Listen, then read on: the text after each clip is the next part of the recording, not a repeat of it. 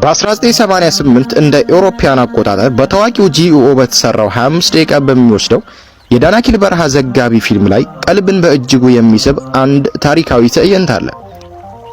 ቪዲዮ ገና ሲጀምር የምናየው ከ1974ቱ የፖለቲካ ለውጥ በፊት የአውሳ ሱልጣኔት አሊ ሚራ ሐንፈሪ በታንዳሆ የጥጥ እርሻ ውስጥ የሚያደርጉትን ግርማ ሞገስ ያለው ጉብኝት ነው። ይህ ምስል የቆየ ትዝታ ብቻም ሳይሆን የአፋርን ሕዝብ ከአስቸጋሪ በረሃ ተፈጥሮ ጋር ተጋድሎ ወደ ዘመናዊ ልማት የተሸጋገረበት ወርቃማ ዘመንን ቁልጭ አድርጎ ያሳያል። በወቅቱ ሱልጣን አሊ ሚራ አፋርን በዘመናዊ የጥጥ ምርት የታወቀ ማዕከል ለማድረግና የሕዝባቸውን የኑሮ ደረጃ ለማሻሻል ትልቅ ራዕይ ነበራቸው።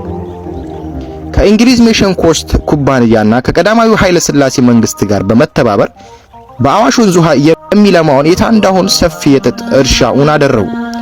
ሱልጣኑ እርሻውን በሚጎበኙበት ወቅት የአካባቢው ሕዝብ ሰራተኞች በታላቅ አክብሮትና ደስታ ይቀበሏቸው የነበረ ሲሆን እሳቸው የእርሻ እድገትና የመስኖን ስርዓት በቅርበት ይከታተሉ ነበር።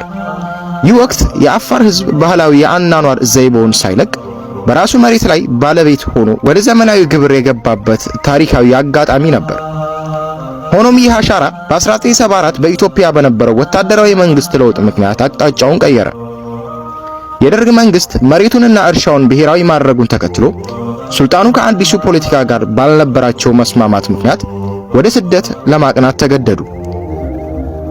ዛሬ ላይ ሆነን ያንን የ1988ቱን የጂኢኦ ዘጋቢ ፊልም ስንመለከት መጀመሪያ ላይ የምናያቸው የሱልጣን አሊ ሚራ የታንዳሆን ጉብኝት ምስሎችን ያንን ያጣነውን የእድገትና የትዝታ ጊዜ መልሰው እያስታወሱ የብዙዎቻችንን ቀልብ ይስባሉ።